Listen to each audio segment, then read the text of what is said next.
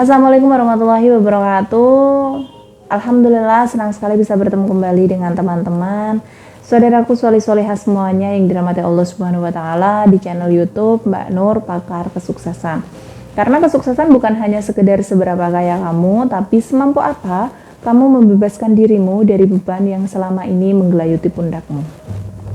Teman-teman, saudaraku semuanya, semoga senantiasa diberikan kesehatan ya. Dan saya doakan semoga kamu diberikan segala bentuk kemudahan, kesuksesan, kekayaan, dan kemuliaan dari Allah Subhanahu wa Ta'ala. Amin, amin, Allahumma amin.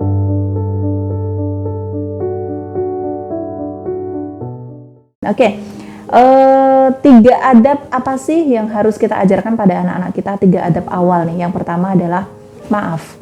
Jadi biasakanlah meminta maaf dalam hal apapun, apalagi jika salah. Namun ketika tidak salah pun, misalnya ingin mengutarakan pendapat yang berbeda dengan pendapat orang lain yang lebih dulu disampaikan, katakan maaf. Contoh nih, misal ada orang yang berpendapat dalam satu diskusi ya, dan kemudian pendapatnya itu kamu merasa nggak cocok. Coba pakai kalimat yang seperti ini untuk menyanggahnya. Jadi tata bahasa atau kalimatnya itu seperti ini. Mohon maaf sebelumnya, pendapat saudara bagus, akan tetapi bagaimana kalau ditambahkan atau digeser sedikit ke begini gitu. Itu contoh kalimat aja sih, contoh kecil. Jangan langsung yang sepertinya usulan saudara tidak tepat, karena harusnya begini. Nah, lebih enakan didengar itu kalimat yang pertama tadi, ya kan? Dibandingkan kalimat yang kedua gitu. Karena kalimat yang kedua itu terkesan merendahkan pendapat orang lain atau merendahkan saran orang lain. Itu bisa membuatnya tersakiti hatinya, membuatnya tersinggung meskipun kamu tidak sengaja berbicara seperti itu. Ingat, ketika ada orang yang tersakiti oleh sikapmu, kemudian dia itu melaporkannya kepada Allah dalam tangisan atau sujudnya di sepertiga malam, kamu bisa apa? Kalau cuma dilaporin ke RT, RW atau polisi, paling mentok-mentok di penjara. Bagaimana kalau dilaporkan orang yang kamu zolimi, ya? Dilaporkan ke Allah. Jadi hati-hati, berpikir sebelum bertindak, berpikir sebelum berbicara, berpikir sebelum mengetik. Jangan mendahulukan egomu setinggi apapun ilmumu, sebanyak apapun gelarmu, sepanjang apapun gelarmu. Nah, yang kedua adalah tolong. Kalimat minta tolong seringkali dilupakan untuk hal-hal kecil. Bahkan seringkali saya dengar kalimat minta tolong hanya berlaku ketika seseorang berniat untuk meminjam uang atau berhutang padamu. Ya. Jadi yuk mulai sekarang tanamkan kebiasaan minta tolong, minimal dipraktikkan di rumah. Contoh nih, misal kamu menyuruh anakmu untuk mengambilkan piring gitu. Kalimatnya gimana? Nah, mama minta tolong ambilin piring di dapur ya. Atau kak, mama minta tolong ambilin piring di dapur ya gitu. Tolong, kalimat ini harus selalu ada di dalam rumah supaya jadi habit atau kebiasaan. Misalnya sedang makan bakso di warung, ada saus itu tempatnya cukup jauh dari jangkauanmu. Kamu tidak boleh langsung mengambil saus itu dengan berdiri, ada etikanya. Etikanya adalah meminta tolong kepada orang yang lebih dekat dengan botol saus tersebut. Tidak peduli orang itu suamimu atau anggota keluargamu. Contoh gini, Mbak atau Mas, minta tolong geser sausnya ya. Kak atau Dek, minta tolong geser sausnya ya. Ketika udah digeser, ucapin terima kasih. Nah, yang ketiga ini adalah kita akan bahas tentang kata terima kasih. Teman-teman, ini pengalaman saya pribadi ya. Jujur, ternyata masih ada loh orang yang mungkin bisa saya menyebutnya tidak tahu diri atau justru sombong ya. Entahlah. Mungkin justifikasi saya bisa saja saya berikan justifikasi yang salah.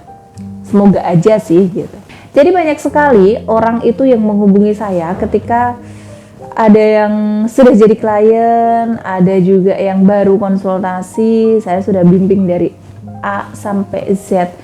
Saya sudah tanyakan kembali sudah paham atau tidak. Kemudian jika ada bagian yang belum paham, saya ulangi lagi sampai paham. Hingga di akhir session mereka menutup teleponnya begitu saja.